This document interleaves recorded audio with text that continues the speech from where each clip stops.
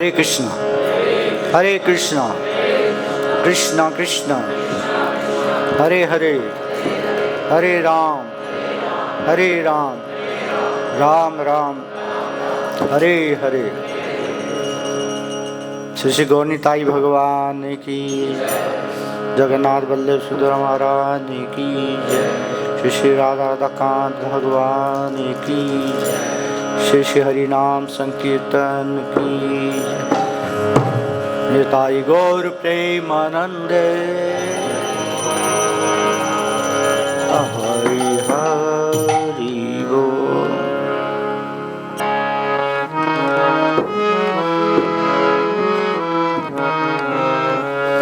जय राधा माधव कुंज विहारी,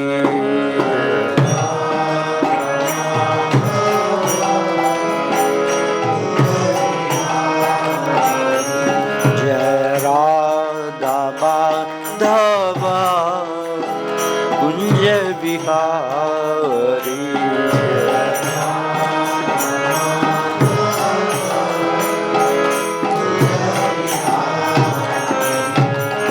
गोपी जन वल्लभा गिरवरधारी,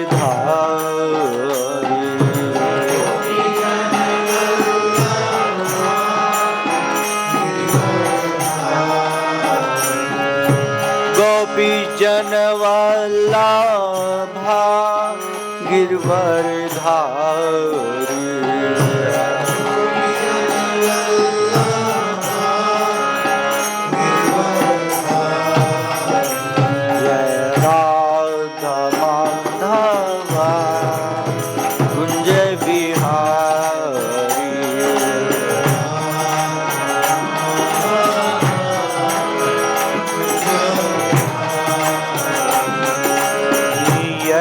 यशोदानंदन व्रजन रंजन,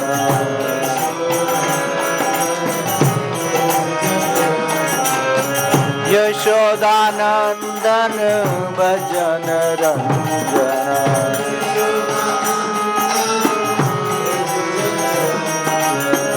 यमुना तीरा वनचारी,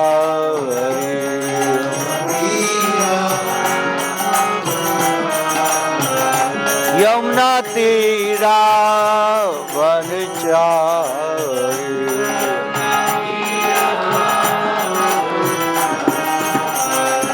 जय राधा माधव जय बिहारी,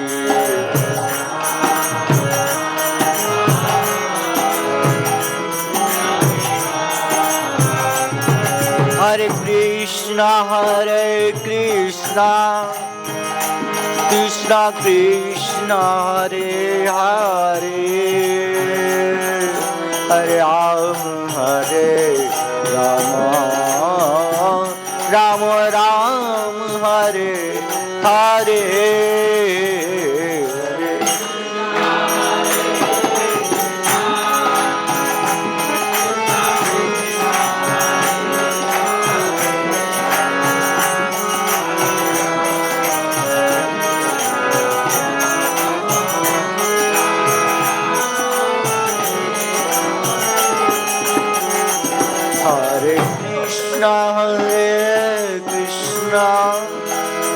कृष्णा कृष्णा हरे हरे, हरे राम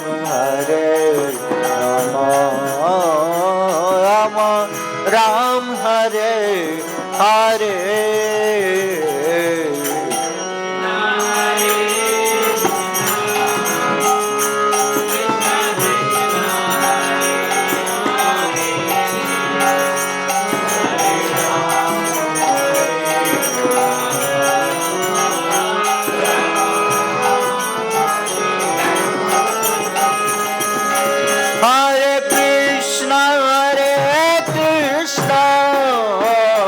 कृष्णा कृष्णा हरे हरे, हरे Ram Ram Ram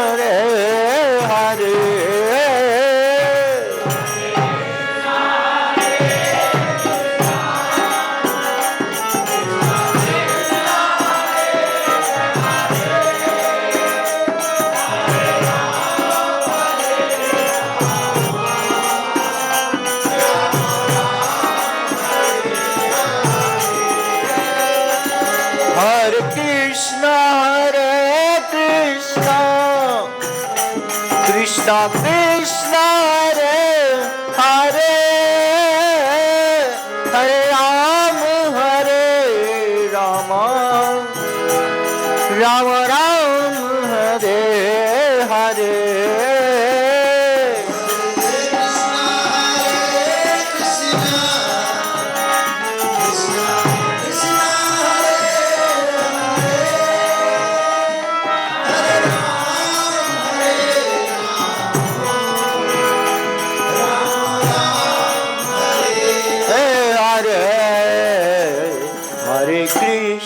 Hare Krishna Krishna Krishna Hare Hare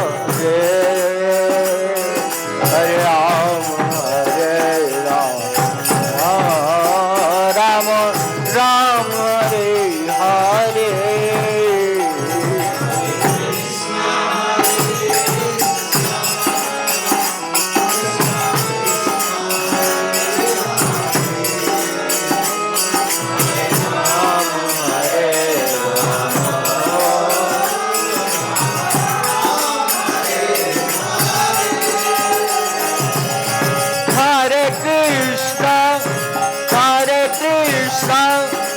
Krishna Krishna Hare Hare Hare Rama Rama Rama Hare Hare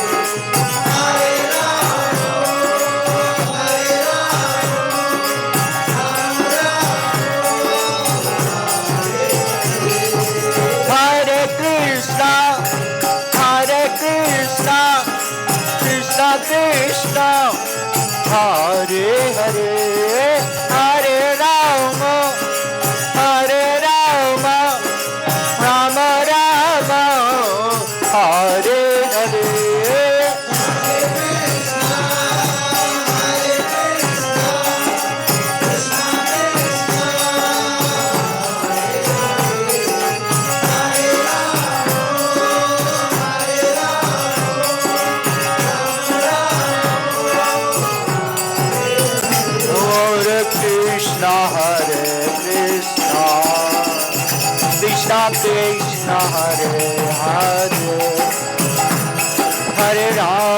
Hare Rama Rama Rama Hare Hare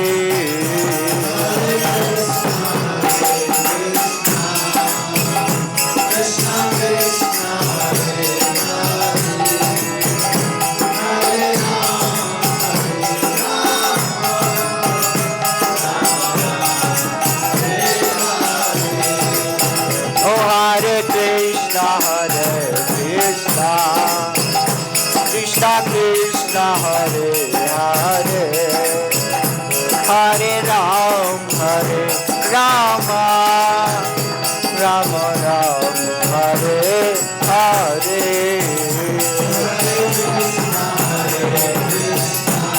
गाइए गाइए सभी गाइए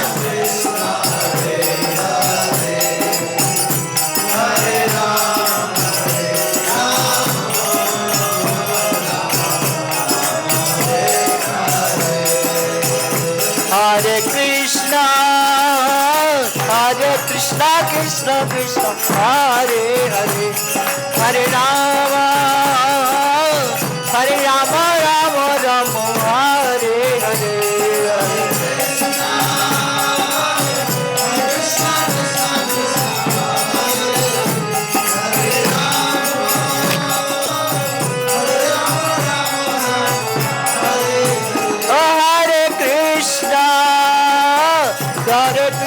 Krishna Krishna Hare Hare Hare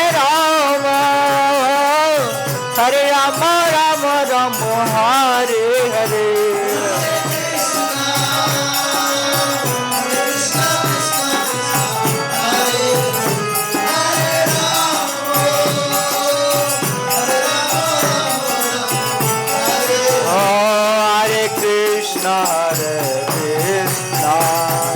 Krishna Krishna Hare Hare Hare Ram Ram Ram Ram Hare Hare.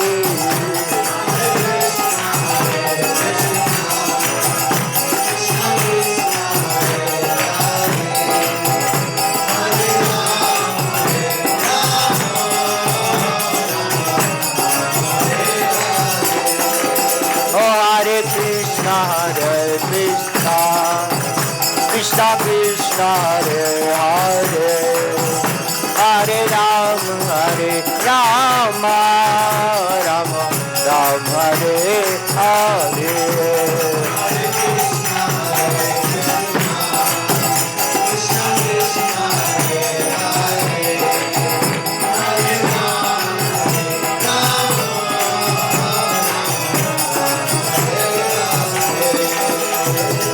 Hare Krishna Krishna Krishna Krishna Hare Hare Hare Ram Ram Ram Hare Hare।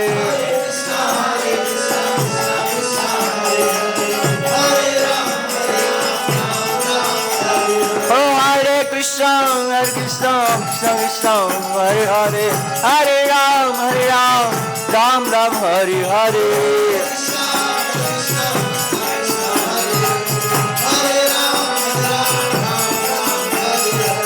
Hare Krishna Krishna Krishna Hare Hare Hare Ram Ram Ram Hare Hare।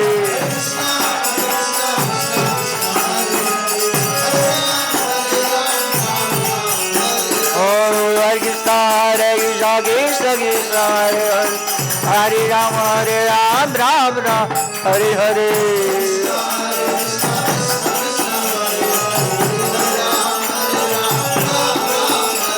Hare Krishna Krishna Krishna Hare Hare Hare Ram Ram Ram Hare Hare।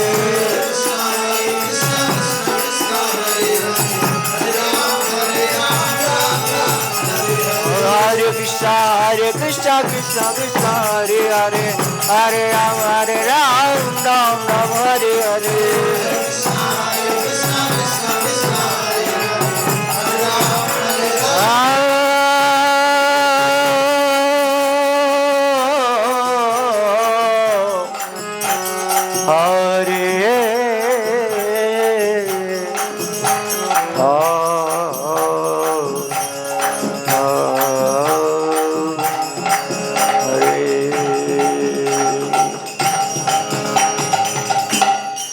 पाँच minute का और कीर्तन करेंगे, लेकिन उससे पहले इस कीर्तन की महिमा है, नाम संकीर्तन की महिमा क्या है, इसका थोड़ा वर्णन करेंगे। 5 मिनट के लिए फिर कीर्तन करेंगे। एक श्लोक मेरे साथ बोलिएगा, हाथ जोड़ लीजिए सभी। भागवतम का श्लोक है, भागवतम के महात्म का श्लोक है। जब भी कोई ग्रंथ लिखा जाता है तो उस ग्रंथ की महिमा प्रारंभ में लिखी जाती है। मंगलाचरण होता है, अर्थात गुरु का गुणगान होता है, और उसके बाद ग्रंथ में क्या चीज़ दी गई, क्या उसकी महिमा है, उसका वर्णन प्रारंभ में किया जाता है, तो उसको बोलते हैं महात्म। तो भागवतम के महात्म में लिखा गया है ये श्लोक। श्लोक बोलने वाले हैं नारद जी, और श्लोक को सुनने वाली हैं भक्ति महारानी। जिस भक्ति महारानी के लिए हम क्या करते हैं, प्रयासरत रहते हैं कि हमें भक्ति प्राप्त हो जाए। भक्ति को भी भक्त से सहायता लेनी पड़ती है। भक्त नारद हैं और भक्ति जी भक्ति माता है। तो ये कुछ विषय थोड़ा लंबा है, लेकिन आज से उस विषय पे नहीं जाएंगे, आज सिर्फ श्लोक लेंगे। नारद जी ने भक्ति महारानी के निवेदन पर ये श्लोक बोला था। आप सभी जोड़ लीजिएगा हाथ, मेरे साथ बोलिएगा। यत् फलं नास्ति तपसा न योगेन समाधिना तत्फलं लभ्यते सम्यक् कलौ केशव कीर्तनात्। भक्ति महारानी ने प्रश्न किया था, हे नारद जी, मैं जवान हूँ और मेरे पुत्र ज्ञान और वैराग्य बूढ़े हैं, अचेत हैं, बाल सफेद हो गए हैं। इनकी अचेत अवस्था का और बुढ़ापेपन का क्या कारण है? तो नारद जी ने ध्यान लगाया और देखा और फिर भक्ति महारानी को बताया, हे भक्ति महारानी, आपके पुत्र ज्ञान और वैराग्य कली के कारण इस अवस्था को प्राप्त हुए हैं। अब कलयुग शुरू हो गया है तो अटैक किसके ऊपर करेगा? ये करेगा ज्ञान और वैराग्य। कोई किसी को आध्यात्मिक ज्ञान न प्राप्त न हो और कोई वैरागी अर्थात कोई भक्त ना बन सके। ये कलयुग का क्या है? सबसे बड़ा अवगुण है। तो नारद जी ने जब ये कहा तो भक्ति महारानी ने पूछा, हे देवर्षि नारद जी, परीक्षित महाराज को तो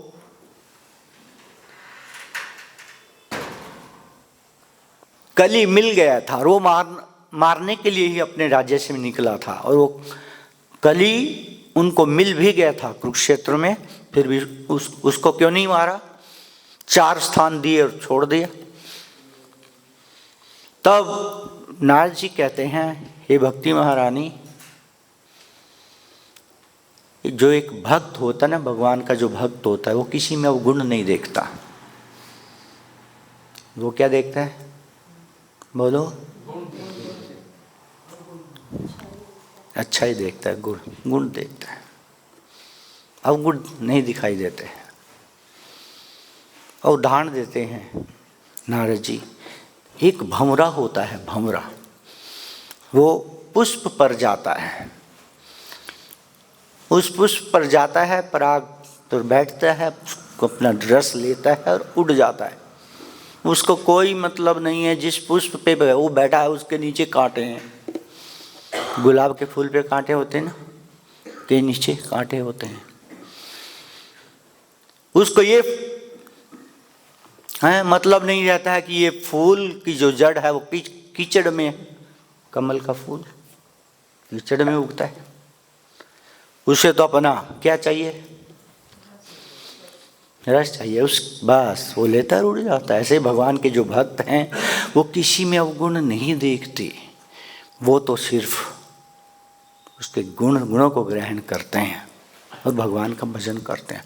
तो तुरंत भक्ति महारानी ने कहा, हे नारद जी, इस कली में भी कोई गुण है?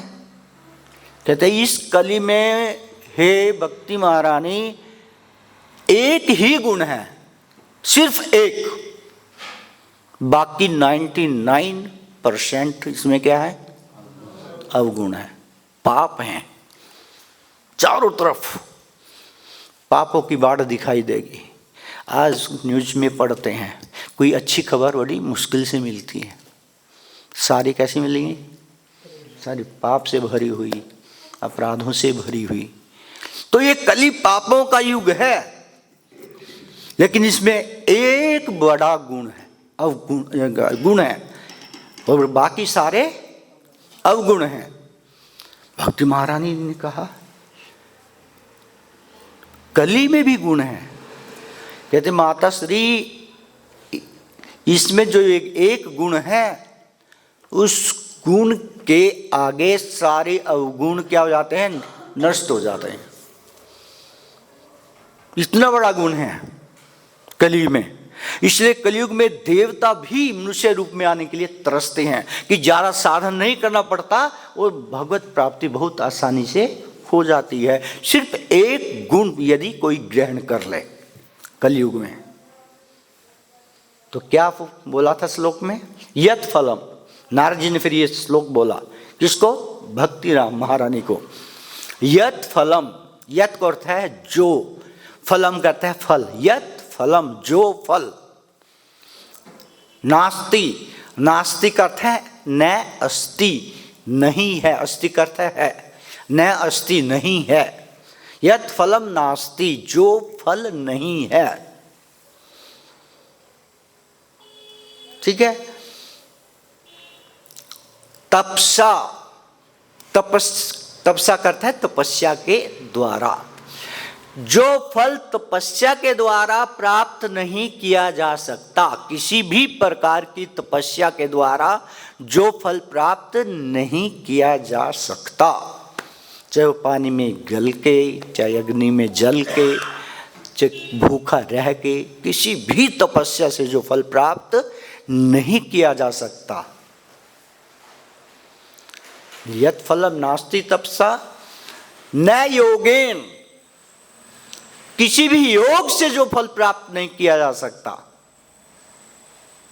चाहे ज्ञान हो, योग हो, ध्यान योग हो, अष्टांग योग हो, कर्म योग हो, ज्ञान, जिस भी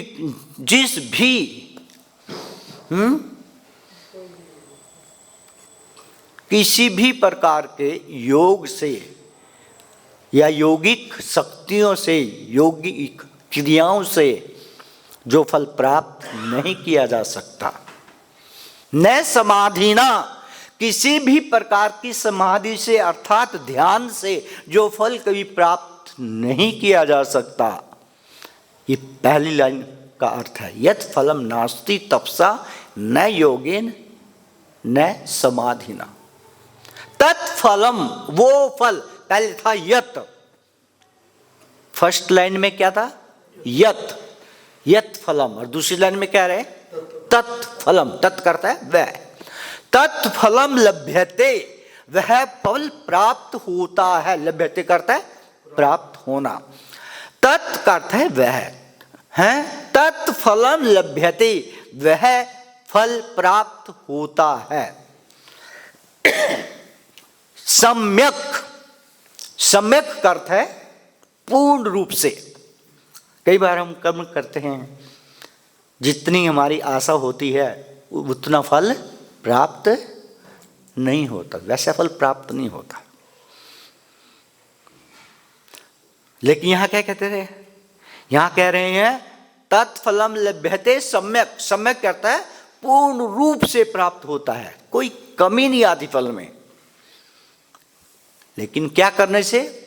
तत्फलम लभ्यते सम्यक कलौ, कलयुग में केशव कीर्तनाथ, कृष्ण के कीर्तन से। तत्फलम लभ्यते सम्यक कलौ केशव कीर्तनाथ।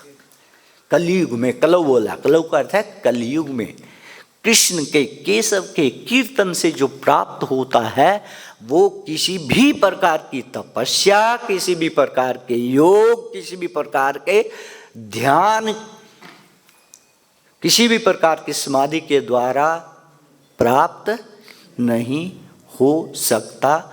जो फल किससे प्राप्त होता? कृष्ण के कीर्तन।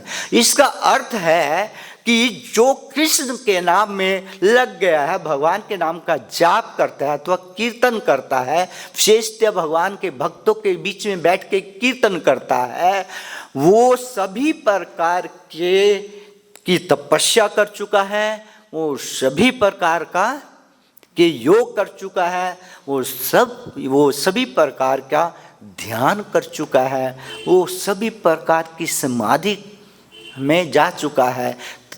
तब जा करके कहीं उसको क्या मिल रहा है? कृष्ण का नाम मिल रहा है। सब प्रकार के उसने तपस्या कर ली, ध्यान करने, योग कर लिए, सब कुछ कर लिए, तब जाके कहीं क्या मिली है उसे? हरिनाम मिला। अर्थात जो हरिनाम जिसने कर लिया उसे तपस्या का, योग का, ध्यान का, ज्ञान का, सब का फल प्राप्त हो जाएगा, अपने आप हो जाएगा। हरे कृष्णा कृष्णा कृष्णा हरे हरे, हरे राम राम राम हरे हरे। और भागवतम में बहुत श्लोक है मेरे पास इस प्रकार के। भागवतम का भी एक श्लोक है, लेकिन अर्थ नहीं बताऊंगा, श्लोक बता देता हूँ। श्लोक में क्या कहते हैं, सुखदेव गोस्वामी कहते हैं कि हे परीक्षित महाराज,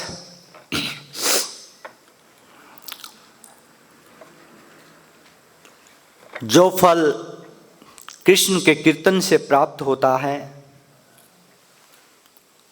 उससे बढ़ करके किसी भी अन्य साधन के द्वारा फल प्राप्त नहीं किया जा सकता है। ये भागवतम के 12वें स्कंद में लास्ट के श्लोकों में बोल रहे हैं। कौन? सुखदेव गोस्वामी। तो सब ने प्रेम से, अच्छा फिर पूछेंगे आप, यदि ऐसा है तो फिर कीर्तन ही करें, फिर कथा सुनने का क्या लाभ है? कथा क्यों सुने? कथा नहीं करेंगे, नहीं सुनेंगे, बस नाम में लगे रहेंगे। लेकिन आपकी जानकारी के लिए ये बात तो भगवान श्री कृष्ण ने स्वयं दिखाई। गोपियाँ जब क्या हो गई, व्याकुल हो गई भगवान के अप्रकट होने से, और जब गोपियों ने गोपी गीत गाया उसके बाद भगवान वहाँ पर क्या हो गए, दोबारा प्रकट हुए। उनके कीर्तन के द्वारा प्रकट हुए। उनकी जो अंदर के भाव उन्होंने गाए, कृष्ण के विषय में बोला, कृष्ण की महिमा गाई गोपी गीत में, तो भगवान जो अदृश्य हो गए थे क्या हो गए, तुरंत प्रकट हो गए। उससे पहले किसी भी प्रयास से प्रकट नहीं हुए। बहुत ढूंढा गोपियों ने। तो भगवान पूछते हैं, ये गोपियों तुम मुझे क्यों याद करती हो, क्यों मेरा कीर्तन करती हो, हैं? क्या मिलता है तुम्हें मेरे कीर्तन से? मैं तो तुम्हारे सामने प्रकट हो जाता हूं, तुम्हें कीर्तन से क्या मिलता है, मेरी याद से क्या मिलता है, मेरी कथा से क्या मिलता है? मेरी कथाएं तुम जो गाती हो, बताती हो आपस में, उनसे क्या मिलता है तुम्हें, हैं? तो गोपियों ने कहा, हे कन्हैया, हे कृष्ण, जब हम आपकी कथाएं क्या करते हैं, आपस में सुनते हैं, सुनाते हैं, तो आपको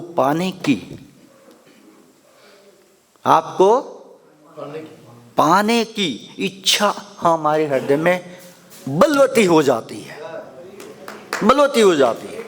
आपकी कथा का, आपके कीर्तन का ये परिणाम है कि हमें आपको पाने की लालसा क्या हो जाती है, बढ़ जाती है। अर्थात यदि हम कथा नहीं सुनेंगे, कृष्ण के बारे में नहीं सुनेंगे, तो कीर्तन में रुचि उत्पन्न होने वाली नहीं, कभी नहीं होगी। जो अच्छी तरह से भगवान की कथाओं को, भगवान के लीलाओं को नहीं सुनेगा, तो कभी भी रुचि, हरि नाम में रुचि उत्पन्न नहीं होगी। ये चैतन्य महाप्रभु ने भी कहा। तो ज़्यादा न बोलता हुआ आज मैं आपको समझाना चाहता हूँ कि भगवद गीता, श्रीमद् भगवद गीता का हमारे जीवन में भगवान के विचार में क्या महत्व है। ठीक है, तो अब कीर्तन का समय नहीं रहा, थोड़ा एक्सप्लेन करने में ज़्यादा टाइम लग गया। अब कीर्तन नहीं करेंगे, अब कथा करेंगे। सभी बोलिएगा मैं पीछे। ओम नमो भगवते वासुदेवाय,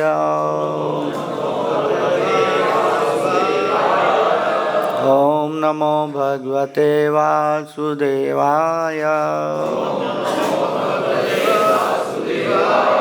ओम नमो भगवते वासुदेवाय। नारायणं नमस्कृत्यं नरं चैव नरोत्तमं देवीं सरस्वतीं व्यासं ततो जयमुदीरयेत्। नष्टप्रायेषु अभद्रेषु नित्यं भागवत सेवया भगवती उत्तम श्लोके भक्तिर्भवति नैष्ठिकी। हे कृष्ण करुणा सिंधु दीनबंधु जगतपते गोपेश गोपिका कांत श्री राधा कांत नमोस्तुते। तप्त कांचन गौरांगी श्री राधे वृंदावनेश्वरी वृषभानुसुते देवी प्रणमामि हरिप्रिये। वाञ्छाकल्पतरुभ्यश्च कृपा सिन्धुभ्येव च पतितानां पावनेभ्यो वैष्णवेभ्यो नमो नमः। नमो विष्णुपादाय कृष्णप्रेष्ठाय भूतले श्रीमते भक्तिवेदांत स्वामिनिति नामिने। नमस्ते सरस्वती देवे गौरवाणी प्रचारिणे निर्विशेष शून्यवादी पाश्चात्य देश तारिणे। जय श्री कृष्ण चैतन्य प्रभु नित्यानंदा श्री अद्वैत गदाधर शिवासादि गौर भक्त वृंदा। हरे कृष्णा कृष्णा कृष्णा हरे हरे हरे राम राम राम हरे हरे। आज हम श्रीमद् भगवद गीता के विषय में चर्चा करेंगे। तो पद्म पुराण में भगवान भोलेनाथ जी और पार्वती जी का संवाद होता है। कौन से पुराण में? पद्म पुराण में। तो पद्म पुराण में माँ पार्वती भगवान भोलेनाथ से पूछती हैं, हे प्रभु आप सभी प्रकार के सत्वों को तत्वों को जानने वाले हैं, सभी प्रकार के ज्ञान में परिपूर्ण हैं। तो मैं आपसे श्रीमद् भगवद गीता के विषय में जानना चाहती हूं। किसके विषय में? सब मैं भगवद गीता के विषय में जानना चाहती हूं कि ये भगवद गीता क्या है। तो इसके उत्तर में भगवान भोलेनाथ जी कहते हैं कि हे मेरे प्रिय भार्या पार्वती, श्रीमद् भगवद गीता की जो महिमा है वो भगवान श्री कृष्ण के, भगवान विष्णु के श्रीमुख से जो गाई गई है, मैं उसका वर्णन करता हूं। ये नहीं कह रहे हैं कि मैं अपने द्वारा अपने बनाई हुई किसी महिमा का वर्णन कर रहा हूं। क्या कह रहे हैं? परंपरा ले रहे हैं। किसी प्रकार की जिज्ञासा माँ लक्ष्मी जी ने की थी भगवान श्री विष्णु से। तो भगवान ने लक्ष्मी जी की इस जिज्ञासा का क्या उत्तर दिया वो मैं आपको बताऊंगा।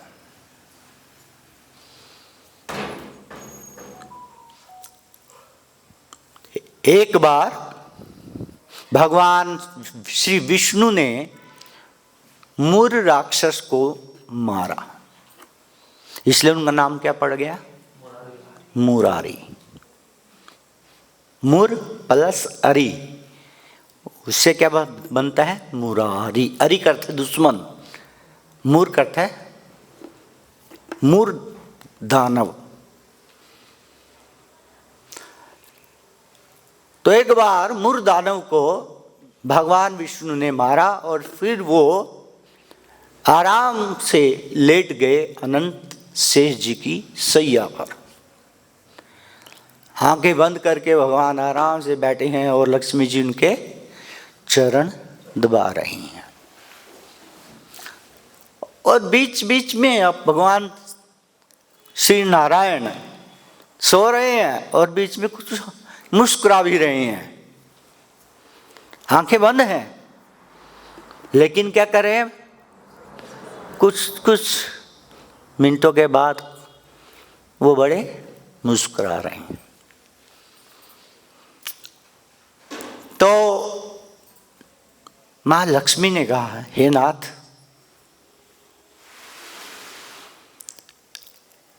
सारे संसार को बनाने वाले आप हैं, सारे संसार को चलाने वाले आप हैं, सारे संसार का संहार करने वाले आप हैं।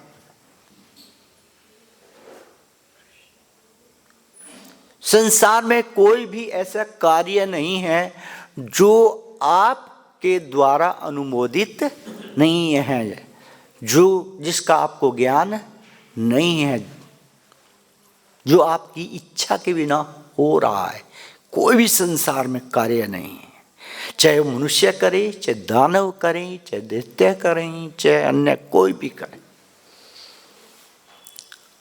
इस संसार का को बनाना, इस संसार को चलाना और इस संसार का संहार करना, ये सब कार्य आप करते हैं। लेकिन मैं हैरान हूं कि आपको कोई चिंता ही नहीं है, आराम से लेटे रहते हैं। क्यों? हमें तो थोड़ा सा कार्य करना पड़ेगा, कितनी भाग दौड़ करनी पड़ेगी। क्यों जी? और आप आराम से लेटे रहते हैं।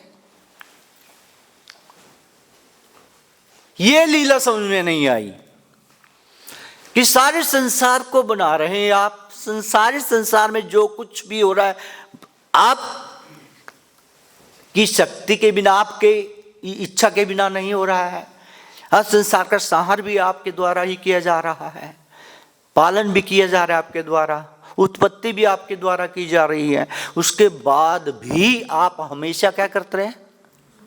बोलो, आराम से शेष नाग की सैया पे सोए रहते हैं।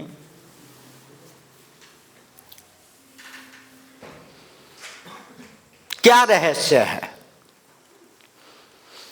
तब भगवान नारायण, भगवान विष्णु बोले, हे प्रिय लक्ष्मी, वास्तव में मैं सो नहीं रहा था।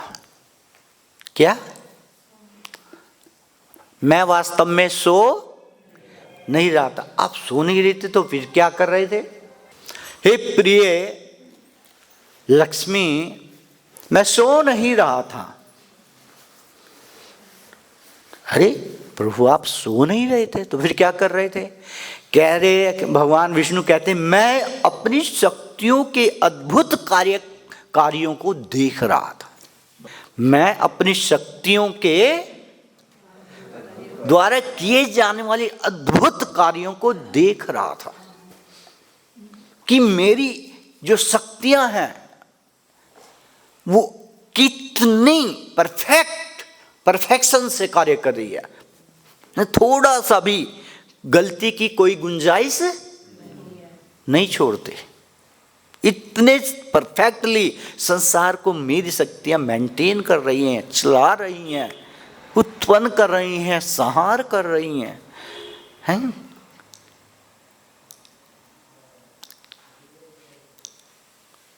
तो ये देख करके मैं बड़ा क्या हो रहा था? आश्चर्यचकित हो रहा था, मैं मुस्कुरा रहा था।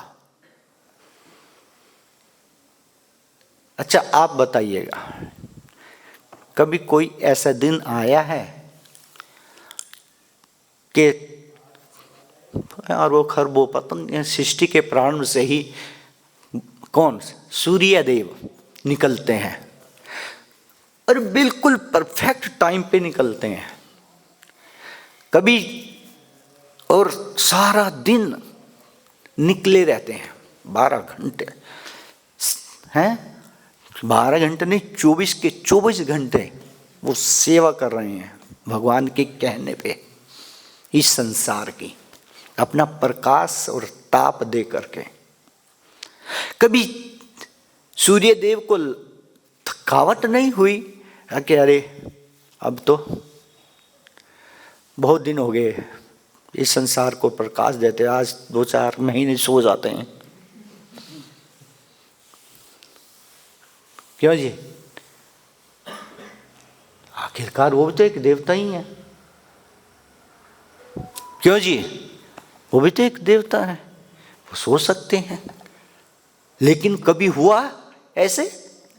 बोलो, कभी नहीं हुआ। परफेक्ट टाइम पे निकलते हैं और परफेक्ट टाइम पर अस्त होते हैं। रीतवें स्वयं पर आती हैं, रीतवें समय पर बदलती हैं। कौन बदल रहा है इनको? आप लोग बदल रहे हैं या साइंटिस्ट बदल रहे हैं?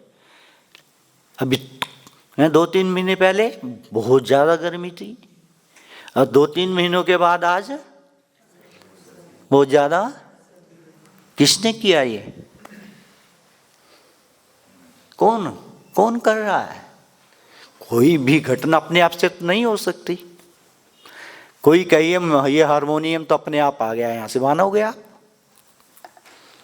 बोलो, कोई भी घटना अपने आप से नहीं, कोई ना कोई इसको करता है। हरे कृष्णा कृष्णा कृष्णा हरे हरे, हरे राम राम राम हरे हरे। ये संसार जो है, भगवान विष्णु कहते हैं कि मेरी शक्तियों के द्वारा बड़ी परफेक्टली, बिना कुछ रुकावट के, बिना कुछ है व्यवधान के, बड़े परफेक्शन से कार्य कर रही हैं। ये देख करके मुझे खुशी हो रही थी। मैं अपनी शक्तियों के बारे में सोच रहा था।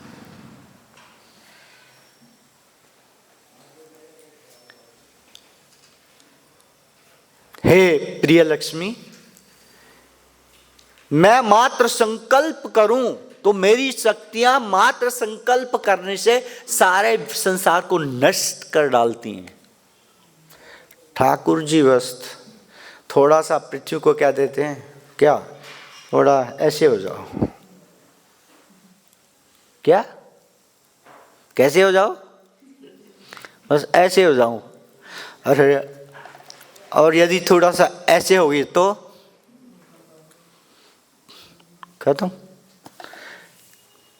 भगवान श्री कृष्ण वायु को खींच ले संसार से, क्या वायुदेव को ऑर्डर करें, खींच लो सब, कोई यहां पर वायु, कोई ऑक्सीजन नहीं होना चाहिए, संसार से खींच लो इसको।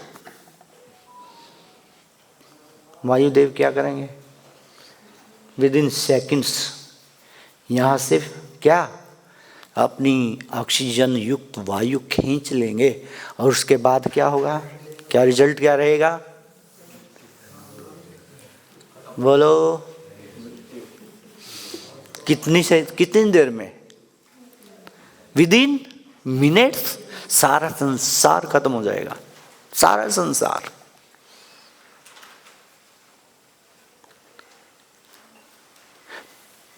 भागवतम में एक श्लोक बोलते हैं, भगवान कपिल अपनी माता को क्या कहते हैं? वाति वातो अयम मदभयात्, सूर्य तपति मदभयात्। हे माताश्री, वाति वातो अयम, वाति का अर्थ है बहती है, वात का अर्थ है हवा, वाति वातो अयम, अयम का अर्थ है यह, ये जो हवा है ये बहती है। सारे संसार में हवा क्या रहती है? प्रेजेंट रहती है, बहती है, बहती रहती है। वाति वातो अयम मद भयात, लेकिन ये कैसे बहती है? मद भयात, मेरे भय से। किसके भय से? मेरे भय से वायु बह रही है। वायुदेव आपका गुलाम नहीं है, वो मेरा गुलाम है। वायुदेव हम सबके गुलाम नहीं है, संसार के किसके गुलाम है? भगवान श्री कृष्ण के सेवक हैं वो। उनकी इच्छा से वो इस संसार को वायु प्रदान कर रहे हैं। वाति वातो अयम मद भयात, सूर्य है तपती मद भयात। और जो ये सूर्य तप रहा है, ये भी मेरे भय से ही तप रहा है, ताप दे रहा है। इस प्रकार का श्लोक गीता में भी भगवान श्री कृष्ण ने बोला। ये श्लोक बोला 15वें अध्याय के और 12वें श्लोक में। भगवान श्री कृष्ण कहते हैं, क्या कहते हैं? यदादित्य गतम तेजो, यत, यत करते है जो, आदित्य, आदित्य करते है सूर्य, सूर्य का नाम क्या है? आदित्य है। यत आदित्य गतम, गतम करते है प्राप्त होना।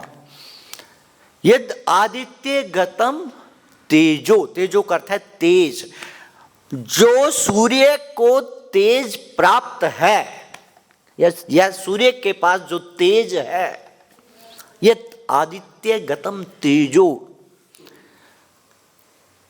भासते अखिलम, जिसके द्वारा वो अखिल संसार को, संपूर्ण संसार को क्या करता है?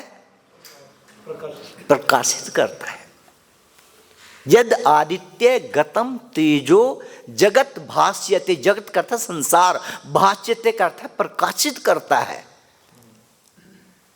अखिलम, अखिलम करता है संपूर्ण, संपूर्ण संसार को जो सूर्य है अपने प्रकाश द्वारा, बोलो, प्रकाशित करता। यद आदित्य गतम तेजो जगत भास्यते अखिलम, जिस तेज के द्वारा सूर्य सारे संसार को प्रकाशित करता है, ताप देता है और रोशनी देता है।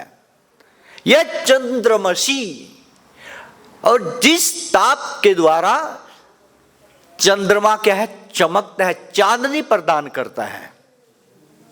यह च अग्नौ, और जो तेज, जो प्रकाश है किसमें है? अग्नि में है। तत् तेज है विद्धि मामकम, तत् तेजो, उस तेज को विद्धि करता है जानो, मामकम मेरा, उस तेज को मेरा तेज जानो। मैं यदि आग से वो तेज खींच लूं, आग आग रहेगी? बोलो, नहीं रहेगी। भगवान सूर्यदेव से अपना ताप खींच ले तो कोई सूर्य रहेगा? उसको तो सूर्य नहीं कहेंगे। चंद्रमा से भगवान अपनी चांदनी खींच ले तो क्या रहेगा? चंद्रमा चंद्रमा रहेगा? समझने वाली बात है। तत् तेज है वह तेज, विद्धि जानो माम कम मेरा, वो मेरा तेज है। चाहे अग्नि में है, चाहे सूर्य में है, चाहे चंद्रमा में है। श्लोक नंबर भी बता रहा हूं आपको, 15वें अध्याय का कौन सा श्लोक? 12वां श्लोक।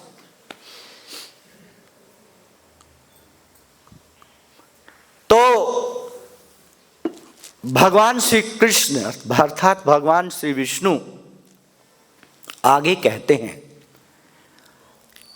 कि मैं अपनी इन शक्तियों की परफेक्शन को क्या रहा था, देख करके आश्चर्यचकित हो रहा था कि कितने परफेक्शन के साथ मेरी शक्तियां सारे संसार में फैली हैं और अपने कार्यों को बड़े सुंदर ढंग से, परफेक्टता से हैं,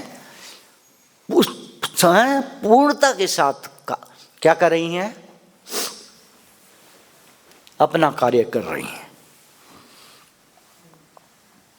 तो भगवान श्री कृष्ण कहते हैं, हे लक्ष्मी, विष्णु के रूप में भगवान विष्णु कहते हैं, हे लक्ष्मी, मेरी इन जो शक्तियां हैं, इन शक्तियों के बारे में और मेरे बारे में जो जान जाता है ना, कि मेरी अनंत शक्तियां हैं, मेरे इशारे से कार्य कर रही हैं। चाहे सूर्य हो, चाहे चंद्रमा हो, चाहे अग्नि हो, चाहे प्रकाश, चाहे धरती हो, चाहे आकाश हो, सब मेरे इशारे से चल रहा है।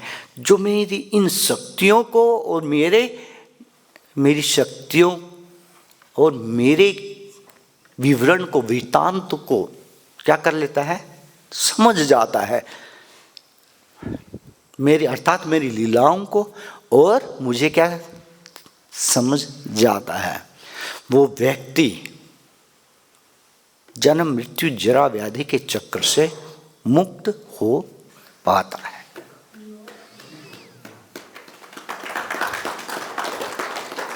वो व्यक्ति मुक्त हो पाता है, नहीं तो मुक्त नहीं होंगे। तो तुरंत लक्ष्मी माता ने प्रश्न किया, हे प्रभु, आपने अपनी शक्तियों के बारे में गीता में बताया है। किसमें बताया है? गीता में आपने अपनी विभूतियों के बारे में, योगों के बारे में, शक्तियों के बारे में बताया है। और लेकिन आपकी तो इतनी अनंत शक्तियां हैं, उनका वर्णन क्या सारी गीता में सारा कुछ है? क्या जो गीता में आपकी जितनी भी शक्तियां हैं वो उनका वर्णन है? आपकी महिमा का पूर्ण वर्णन है क्या? हैं? तो भगवान श्री कृष्ण कहते हैं, यस, हाँ, मेरी मुख्य शक्तियों के विषय में गीता में बताया गया है। ज्यादातर मुख्य शक्तियों के बारे में मैंने गीता में बताया है। मैं अनंत हूं और मेरी शक्तियां भी अनंत हैं, मेरे गुण भी अनंत है, मेरी लीलाएं भी अनंत है, मेरे कार्य भी अनंत हैं। वर्णन मैं नहीं कर सकता, सारों का वर्णन नहीं कर सकता। मैं तो अनंत हूं। जब मैं अनंत हूं, मेरी शक्तियां अनंत हैं, मेरे प्रभाव अनंत हैं, मेरा सब कुछ अनंत है, तो फिर मैं कैसे सारा कुछ कर सकता हूं? लेकिन गीता में मैंने अपनी प्रधान शक्तियों के विषय में बताया है। मुख्य जो जरूरी है मनुष्य के जानने के लिए, वो सभी मैंने गीता में कहा है। तब भगवान श्री कृष्ण कहते हैं, विष्णु कहते हैं, जो एक गीता है साक्षात मेरा ही स्वरूप है, मेरा ही स्वरूप है। और उस स्वरूप में जो पहले 5 अध्याय हैं वो मेरे 5 सिर हैं। क्या है? 5 सिर हैं। अगले 10 अध्याय मेरे बाजू हैं। अगला 1 अध्याय मेरा पेट है, बेली, पेट।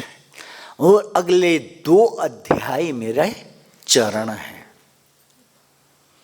वास्तव में गीता कुछ और नहीं, साक्षात मेरा ही स्वरूप है, मेरा ही स्वरूप है।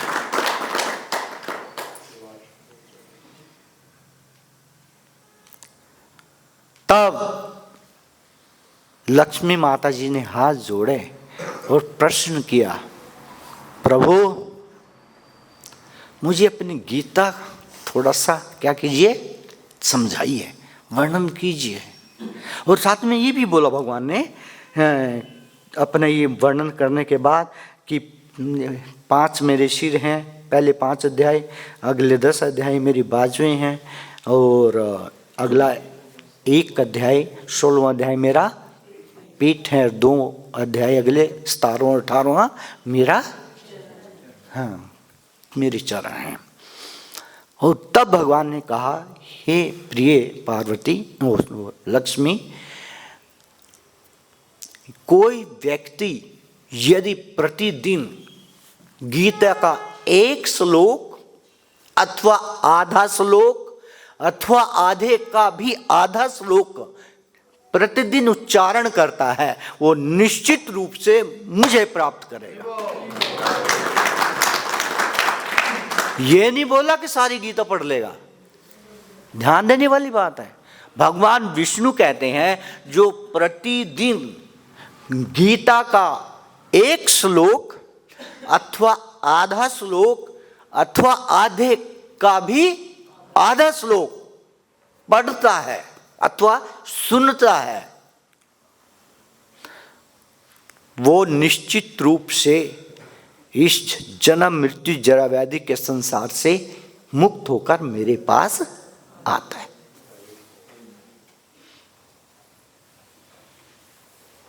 ये सुनकर के लक्ष्मी माता ने हाथ जोड़े, हे नाथ, मुझे थोड़ा अपनी गीता का महात्म सुनाइएगा, महिमा सुनाइएगा अपनी गीता का। तब भगवान बोले, हे लक्ष्मी जी, मैं भगवत गीता के प्रथम अध्याय का महात्म में सुनाता हूं। प्रथम अध्याय का क्या सुनाता हूं? हाँ, महात्म सुनाता हूं। तब भगवान विष्णु का ये वार्ता कौन चला रहे हैं, याद है? कौन? शंकर जी और पार्वती के बीच में चल रही है। भगवान शंकर पार्वती को बता रहे हैं कि भगवान विष्णु इस प्रकार से क्या लक्ष्मी जी को भगवद गीता के विषय में बता रहे हैं। जो आपने मुझसे जिज्ञासा की, वो जिज्ञासा, ऐसी जिज्ञासा किसने की थी? लक्ष्मी माता ने की थी भगवान विष्णु से, और भगवान विष्णु ने फिर उस जिज्ञासा का क्या किया था? उत्तर दिया था। मैं वही उत्तर तुम्हें सुना रहा हूं। जैसा भगवान विष्णु ने वर्णन किया था लक्ष्मी जी को, मैं वैसा ही सुना रहा हूं, वही सब सुना रहा हूं।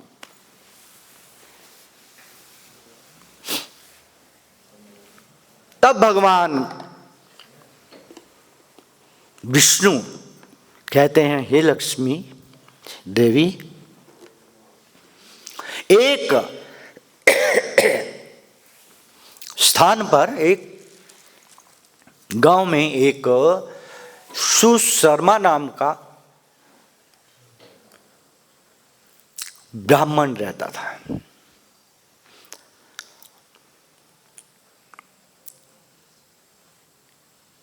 भगवान विष्णु ने जब ये कहा, आधा श्लोक, एक श्लोक है या आधे से भी आधा यदि कोई प्रतिदिन पढ़ता है तो वो मुक्त होकर मेरे पास आता है। तब लक्ष्मी जी के कहने पर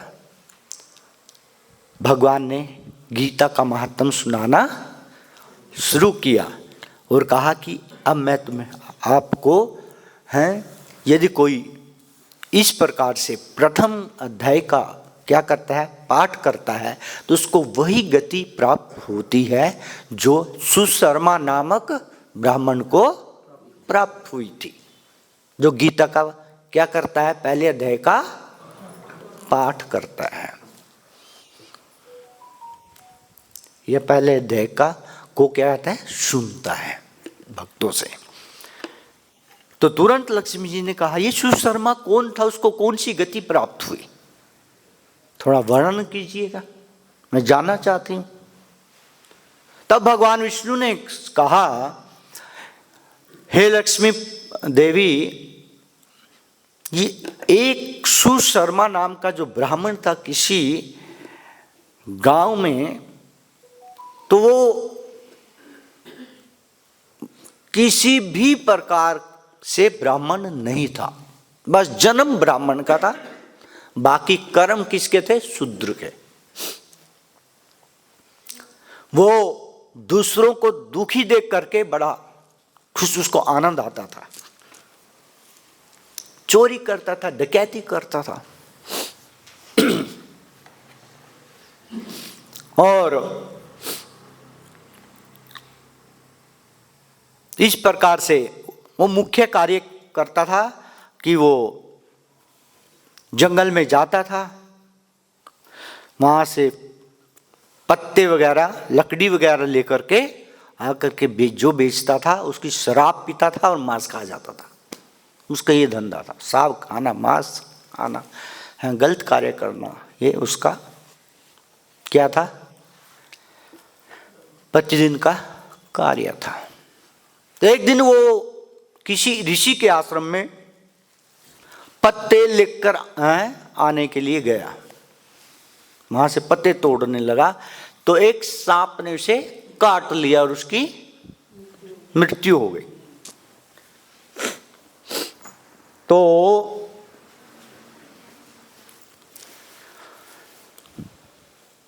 जब मृत्यु हो गई, यमदूत उसकी आत्मा को लेकर के कहाँ पहुंचे? बोलो। यमराज के पास पहुंचे। यमराज जी ने उसको बहुत प्रकार के नरकों में क्या दिया? कष्ट दिया।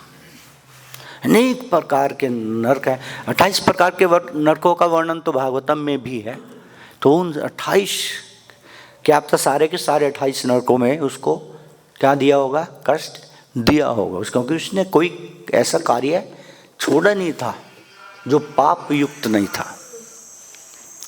और जब उस बहुत लंबे समय तक वो नरकों में यातना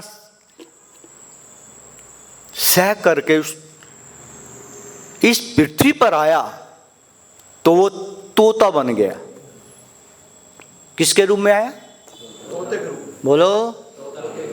हाँ, पहले नरकों में सजा दी गई, उसके बाद पृथ्वी पे उसका जन्म हुआ तो तोते के रूप में हुआ। तो अभी छोटा ही था, तो छोटा तोता था, बस अभी बच्चा ही था कि आंधी आई और उसके माता पिता की मृत्यु होगी। वो रेत पे गिर गया। एक ऋषि मंडली, भक्तों की मंडली वहां से जा रही थी। उन्होंने देखा एक जीव तोता रेत में पड़ा हुआ है, ना वो उड़ सकता है, ना वो कुछ चल सकता है। उनको दया आ गई उस तोते पर। उस तोते को उन्होंने उठाया, उठा करके अपने आश्रम में लाकर पिंजरे में रख दिया और उसके खाने और पीने के लिए व्यवस्था कर दी।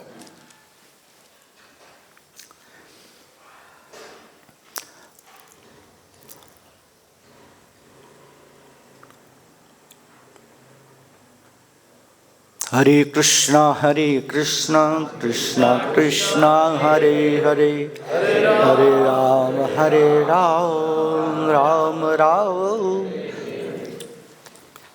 थोड़ा सा कथा में क्या हो गया? चेंज हो गया है। वो तोता नहीं बन के आया था, वो आया था बैल बनकर। क्या बना था? बैल। अब याद आ गया मेरे को, बैल बना था वो। और बैल जब बना तो उसके मालिक से एक अपंग व्यक्ति ने उसको खरीद लिया और उसके ऊपर वो बहुत बोझ लादता था और ऊपर से मार और पड़ती थी, वजन भी बहुत लादना पड़ता था। इसलिए हमारे आचार्य कहते हैं कि जो व्यक्ति क्या सोचता है कि बस कर्म करो कर्म करो, कर्म ही सब कुछ है कर्म। कई बार कई जगह तो लिखा हुआ क्या? कर्म ही पूजा है ना। तो हमारे आचार्य कहते हैं भैया कर्म तो हमारे से ज्यादा गधा करता है। क्यों जी? बैल हमारे से ज्यादा कार्य करता है, लेकिन क्या मिलता है? मात्र कर्म करने से मार मार मिलती है बस। मात्र कर्म करने से भाग्य नहीं बनता, भक्ति करने से भाग्य बनता है। कार्य तो कुत्ते बिल्ली ये वो गाय सब करते हैं। तो क्या बन गया? बैल। बैल जिस व्यक्ति के यहाँ पर वो बना, उसको एक अपंग व्यक्ति ने खरीद लिया और वो अपंग व्यक्ति जो है उसके ऊपर बहुत बोझ लादता था और उसको मारता था। ऐसा कार्य करते करते उसको 7-8 साल हो गए। 7-8 सालों में वो क्या हो गया? बूढ़ा हो गया बेचारा है। अब इतनी शक्ति नहीं थी, तो उस व्यक्ति ने, उस अपंग व्यक्ति ने उसके ऊपर इतना बोझ डाल दिया और उसको उस बोझ को वो सह नहीं पाया। ऊपर से क्या पड़ रही थी? मार पड़ रही थी। तो उसने प्रयास तो पूरा किया, चलूं मैं आगे चलूं, लेकिन बोझ बहुत ज्यादा था। तो वो क्या हुआ? गिर गया, बेहोश हो गया। गिरते ही बेहोश हो गया और बेहोश होते ही हाँफ रहा है बहुत जोर जोर से। लोग आकर देखने लगे क्या हो रहा है। चारों तरफ लोग इकट्ठे हो गए। हम भी कई बार क्या होता है, कुछ सड़क पे कुछ हो जाए तो क्या हो जाते हैं, देखे भाई क्या हो रहा है, ये क्या हो रहा है, इकट्ठे हो जाते हैं, है ना। तो इकट्ठे हो गए लोग, और जब उस बैल की दशा देखी लोगों को बड़ी दया आई, बहुत दया आई उस बैल पर। तो एक धर्मात्मा परायण व्यक्ति, धर्म है, कोई भक्त होगा,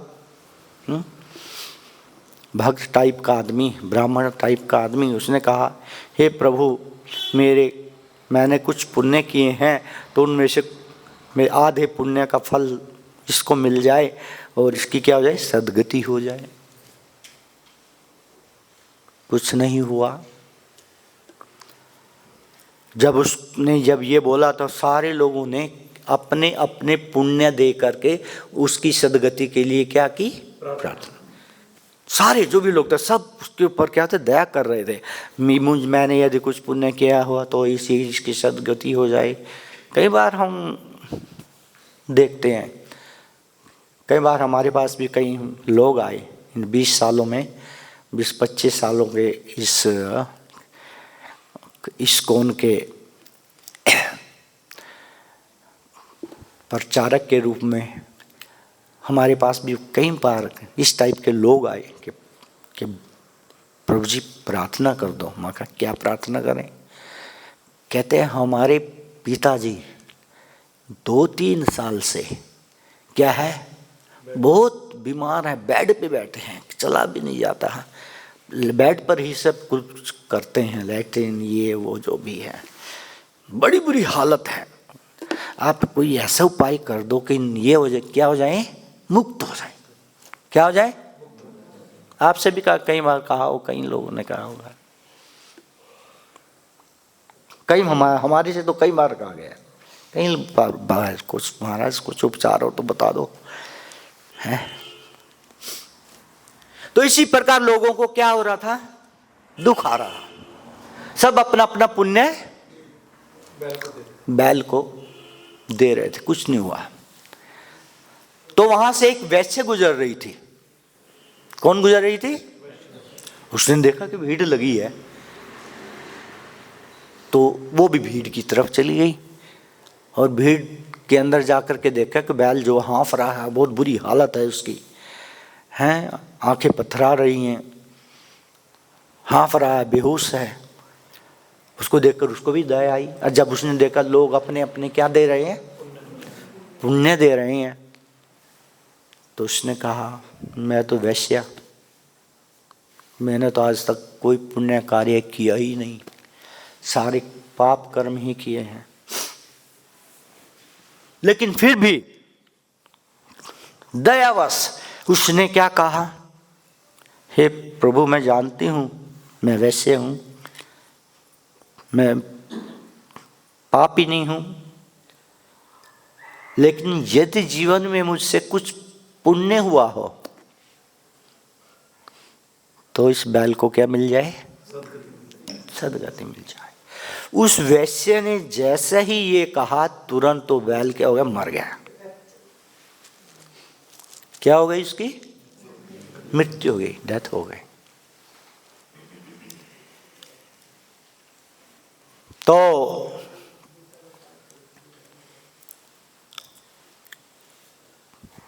कौन लेने के लिए आ गए, यमराज के दूत लेने के लिए आ गए। यमराज के दूत जब यमराज जी के पास लेकर आए तो यमराज जी ने कहा, खाता खोलो।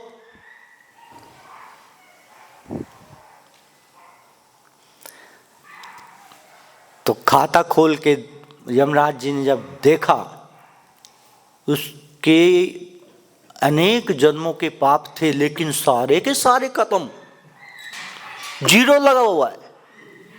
क्या लगा, कोई पाप नहीं, जीरो।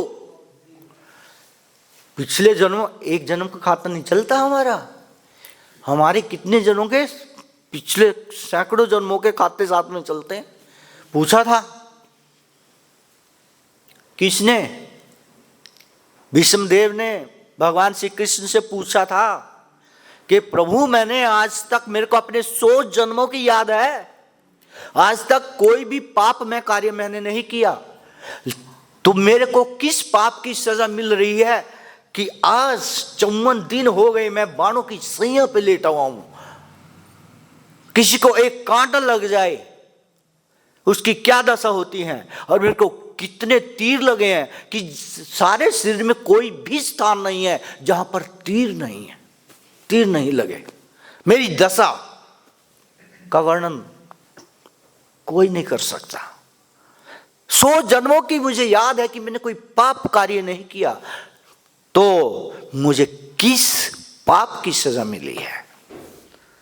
भगवान श्री कृष्ण ने कहा, 100 जन्मों तक तो तुमने निश्चित रूप से कुछ पाप नहीं किया, लेकिन 103वां जन्म याद करो। कौन सा, 103वां जन्म याद करो कि तो आप क्या थे, सारी पृथ्वी के सम्राट थे, युद्ध खेलने, युद्ध नहीं, उसमें शिकार खेलने के लिए गए, तो तुम्हारे आगे क्या आ गया, एक सांप का बच्चा आ गया तुम्हारे घोड़े के आगे, तो तुमने क्या किया, उसको अपनी तलवार से उस बच्चे को उठाया और पीछे फेंक दिया। आपने ये नहीं देखा कि वो पीछे कहां गिरा, कहां, वो पीछे थी झाड़ियां, कंटीली झाड़ियां थी। क्या थी, कंटीली झाड़ियां थी। वो कंटीली झाड़ियों में गिर पड़ा जा करके। वो जितना उन कंटीली झाड़ियों से निकलने का प्रयास करता, उतना ही और अधिक कंटीली झाड़ियां उसको चुभती। उसको ऐसा करते हुए 54 घंटे हो गए। 54 घंटों में उसकी क्या हो गई, मृत्यु हो गई। वो अपने आप को निकालने का जितना प्रयास करता, और नए कांटे उसके शरीर में। तो उस पाप की सजा आपको मिल रही। कौन से, 103वें जन्म किया। भगवान श्री कृष्ण ने भीष्मदेव को बताया। तो कई जन्मों का खाता चलता, ये नहीं है कि सिर्फ इसी जन्म का खाता। तो यमराज जी ने देखा इतना लंबा खाता था उसका पिछले जन्मों का। क्यों जी, वो बहुत पाप किए थे पिछले जन्मों में उसने। कभी घोड़ा बना, कभी गधा बना, कभी ये बना, कभी बैल बना। अरे बहुत लंबे लंबे खाते थे। लेकिन अब क्या देख रहे हैं, सारे पाप जीरो। यमराज जी ने कहा भाई चित्रगुप्त जी ये क्या मामला है, कोई इनके हिसाब कहीं गड़बड़ तो नहीं कर दिया। चित्रगुप्त किसके सेवक हैं? बोलो, सारा खाता तो वही रखते हैं। तो चित्रगुप्त ने कहा महाराज कोई गड़बड़ नहीं है, बिल्कुल सही है, खाता बिल्कुल सही है। तो क्या किया भाई, खाते में तो इसको जीरो हो गए। इतने बड़े बड़े पाप इसने किए पिछले जन्मों में, इतने पाप को जीरो बिल्कुल खत्म हो गए। तो चित्रगुप्त जी बोले कि प्रभु इसने एक कार्य किया, उससे सारे के सारे पाप इसके नष्ट हो गए। यमराज जी बोले कैसा कार्य किया? कहते अभी ये बैल था, थोड़ी देर पहले क्या था ये? और मृत्यु सैया पर था। बहुत सारे लोगों ने इसको अपने क्या दिए, लेकिन किसी का भी पुण्य इतना प्रभावशाली नहीं था कि इस बैल को सदगति प्राप्त हो जाए। लेकिन एक वैश्य ने अपने पुण्य इसको दे दिए, और जैसे ही वैश्य ने अपने पुण्य इसको दिए तो खाता सब नील हो गया, जीरो।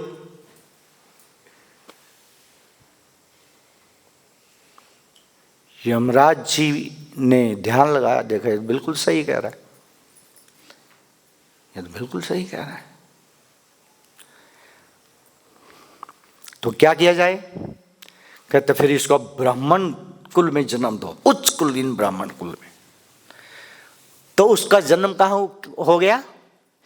बहुत ऊंचे कुल और धनी ब्राह्मण के परिवार में जन्म होगा। लेकिन उसकी सबसे बड़ी उस भगवान की कृपा ये रही कि उसको अपने जन्मों की याद थी, पिछले के भी और उससे पिछले के भी, दोनों जन्मों की याद उसको बनी रही। और जब वो थोड़ा सा बड़ा हुआ उसको याद था क्या कि मैं तो बैल था, ऐसे ऐसे करके यमराज जी ने बताया, मेरी सदगति वैसे के दिए गए पुण्य के कारण हुई। अब उसने सोचा कि जिस पुण्य के कारण मेरी गति है, मैं बैल की योनि से मुक्त होकर, अन्य योनियों से मुक्त होकर मनुष्य बन गया, वही ब्राह्मण के, उच्च कुलीन ब्राह्मण, धनी ब्राह्मण के घर में मेरा जन्म हो गया। तो वो कौन सा पुण्य था? ऐसा कौन सा पुण्य उस वैसे ने किया? क्यों जी? वो जिज्ञासा उसके हृदय में आ गई, और उसने उस या पिछले जन्म की याद तो थी कि मेरा जन्म वहां पर था, उस नगर में था, उस घर में था, सब कुछ याद था, समझे?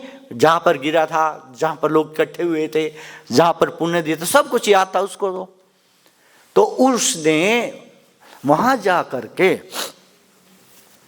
उस वैश्य का पता किया, और उसको ढूंढने से वो वैश्या मिल गई। अब उसने कहा हे देवी, वैसे नहीं कहा, क्या बोला? हे देवी, मैं आपसे कुछ जानना चाहता हूं। उसने कहा क्या जानना चाहते हैं? कहते मैं पिछले जन्म में बैल था, और आपको याद होगा कि आप, जब मैं हाँफ रहा था, मरने की कगार पर था, लोगों की भीड़ में से आप भी आई, और अपना पुण्य आपने जब दिया तो तुरंत मेरी क्या हो गई? सदगति हो गई। क्या आपको याद है? हाँ बिल्कुल याद है। मैंने वैसे तो पुण्य कोई किए नहीं, लेकिन मैंने भगवान से प्रार्थना की कि यदि कोई पुण्य तो किया हो तो इसकी सदगति हो जाए, मैंने प्रार्थना की थी। कहते हैं वो बैल मैं ही था। क्या बोला? वो बैल मैं ही था। आप बैल थे? जी, मैं वो बैल हूं। मैं सिर्फ आपसे ये जानना चाहता हूं कि आपने कौन सा पुण्य मुझे दिया था कि मैं बैल की योनि से मुक्त हो गया और अब उच्च कुलीन धनी ब्राह्मण के घर में मेरा जन्म हो, मेरे सारे पाप नष्ट हो गए। आपके पुण्य से मेरे सारे पाप नष्ट हो गए, यमराज जी ने मेरे को बताया। मैं जानना चाहता हूं वो इतना महान पुण्य क्या था। तब उस वैश्य ने बताया कि मैंने तो कोई ज्यादा पुण्य कर्म नहीं किया आज तक। मैं तो वैश्य का धंधा करती हूँ, पाप में कार्य करती हूँ, लेकिन मेरे पास एक तोता है। क्या है? तोता। मेरे पास एक तोता है और वो जो तोता है सुबह उठते ही वो कुछ श्लोकों का उच्चारण करता है। क्या करता है? कुछ श्लोकों का उच्चारण करता है, पाठ करता है। मैं भी उसके साथ उन श्लोकों को क्या करती हूं? बोलती हूं। मेरे को अच्छे लगते हैं, लगता है किसी ग्रंथ के श्लोक होंगे। अब पता नहीं कौन सा कहां से ये जो तोता है वो कैसे श्लोक इसके इसमें है, मैं कुछ नहीं जानती। लेकिन ये सुबह सुबह कुछ श्लोकों का क्या करता है? पाठ करता है और मेरे को वो श्लोक अच्छे लगते हैं और मैं भी ऐसे इसके साथ उन श्लोकों का क्या करती हूँ? उच्चारण करती हूँ। बस इतना ही करती हूँ। उससे मेरे को बड़ी शांति मिलती है। मेरे को ऐसा लगता है जैसे मेरे पाप से मैं मुक्त हो रही हूँ। बस ये पुण्य है मेरा, आगे मैं कुछ नहीं जानती। इसमें भी पुण्य है नहीं है ये भी मैं नहीं जानती, लेकिन जहां तक मेरे जीवन का सवाल है मैं सिर्फ ये कार्य जरूर किया है, बाकी तो पाप ही पाप किए हैं। क्या तो बस 5 मिनट और, घड़ियां देखने लगे सब। कोई बात नहीं, 5 मिनट में पूरी कर देंगे। तो उस ब्राह्मण ने कहा, हे देवी, क्या आप मुझे उस तोते के पास ले जा सकती हो? हाँ हाँ बिल्कुल बिल्कुल, मेरे घर में के सामने ही तो उसको मैंने पिंजरे में टांगा हुआ है, अपने घर के सामने ही बिल्कुल। तो गए दोनों, तोते के पास गए। तो ब्राह्मण बोला, वो नवयुवक ब्राह्मण बोला, हे तोते भैया, ये बताओ कि आप प्रातः काल में श्लोक बोलते हो, वो कहां से आए? कौन से ग्रंथ के श्लोक हैं? और तुमने ये कहां से सीखे? तुमने ये कहां से सीखे?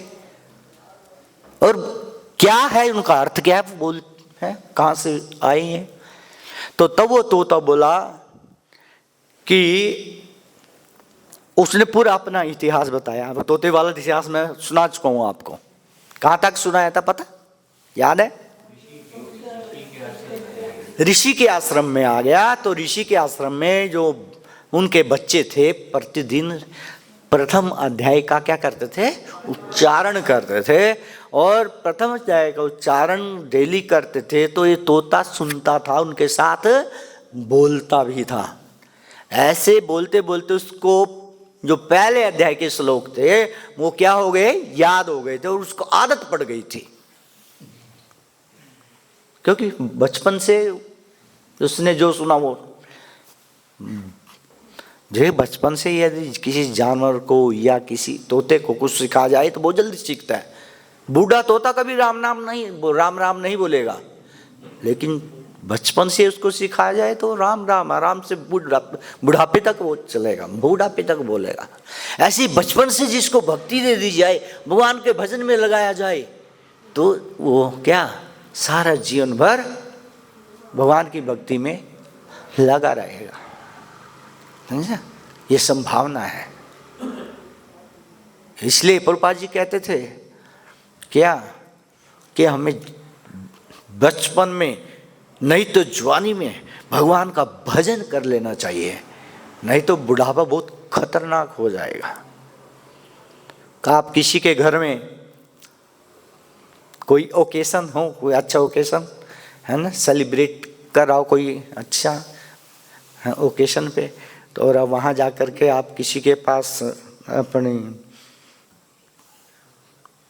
फूलों वाली दुकान से क्या लेकर के, मुरझाया फूल या गले सड़े पुराने सेब ले जाओ, है ना, तो जिसके पास आप जा रहे हैं वो मुरझाए फूल को गले सड़े सेब दूर फेंक, क्या लेके आया, उसको स्वीकार नहीं करेगा। अब हम क्या सोचते हैं, अरे जवानी क्या बात है, बचपन तो अच्छी तरह से स्टडी में निकल गया, अब जवानी में तो क्या करना, मौज उड़ाना चाहिए, इसके लिए जीवन मिला है। और वो क्या करता है, अपना जीवन कमाने में, पत्नी का बच्चों के पालन में, अपने घर को बढ़ाने में, है प्रसिद्धि पाने में सारा समय गंवा देता है। और फिर क्या आ जाता है, बुढ़ापा। फिर क्या आ जाता है, बुढ़ापा। अब कोई बुढ़ापे में उनको भजन करने के लिए भी बोलेगा तो उनसे भोजन भी नहीं होगा। जो जीवन भर उन्होंने कहा किया वैसा करेगा, भजन नहीं होगा। इसके विषय में एक कथा है, लेकिन अब की बात नहीं सुनाऊंगा, वो आधे घंटे की कथा है। ठीक है, फिर कभी सुनाऊंगा। वो तोता तो एक दिन किसी चोर ने चुरा लिया वहां से, आश्रम से, और किसको बेच दिया, उस वैश्य को बेच दिया। जब उस वैश्य ने क्या किया, उसको अपने घर के सामने एक वृक्ष था, उसके ऊपर टांग दिया। बस डेली उसको क्या दे देती थी, पानी रख देती थी कटोरे में, और खाने के लिए कुछ है अन्न वगैरह डाल देते थे। तो उसने कहा, भगवद गीता के प्रथम अध्याय के श्लोकों का उच्चारण करता था, तो इस भाग्यवती देवी ने, क्योंकि उसकी जान बचाई थी, है ना, उसको पाल रही थी, तो क्या हुआ कि ये भी उसका उच्चारण करने, जो मैं बोलता था पुरातन काल में भगवद गीता के प्रथम अध्याय के जो श्लोकों का उच्चारण करता था, ये भी मेरे साथ उन श्लोकों का उच्चारण करने लगी। और उसके इस उच्चारण से मैं समझ रहा हूँ कि इसके सारे पापों का क्या हुआ है, अंत हुआ है। हरे कृष्णा कृष्णा कृष्णा हरे हरे, राम राम राम हरे हरे। अब भगवद गीता में और अन्य शास्त्रों में क्या महिमा है वो भी बतानी थी, लेकिन समय नहीं है। आपका बहुत बहुत धन्यवाद है कि आपने ये समय निकाला, थोड़ा सा ज़्यादा समय निकाला और भगवत चर्चा सुने। इन शब्दों के साथ आप सब भक्तों का बहुत बहुत धन्यवाद। हरे कृष्ण।